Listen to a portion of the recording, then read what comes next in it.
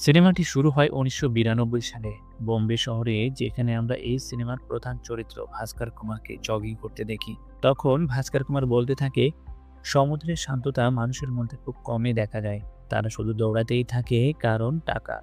এই শহরে অর্থ উপার্জন করার অনেক পথ আছে। চাকরি, ব্যবসা, রাজনীতি, দালালি, ফিল্ম সেটেলমেন্ট আরো অনেক। কিন্তু সব পথই দালাল রাস্তায় নিয়ে যায়। এরপর ভাস্কর কুমার যখন তার বাচ্চার খাবার কিনে বাড়ি ফিরছিল, সেই সময় সিবিআই অফিসাররা এসে তাকে আটক করে। সিবিআই অফিসার ভাস্কর কুমারকে নাগাদা ব্যাংকে নিয়ে যায়, কারণ তার বিরুদ্ধে ব্যাংক স্ক্যামিং এর অভিযোগ আনা হয়েছে। ভাস্কর কুমার এই ব্যাংকেই চাকরি করতেন। একটু পরেই ভাস্করের কাছে তার স্ত্রীর ফোন আসে।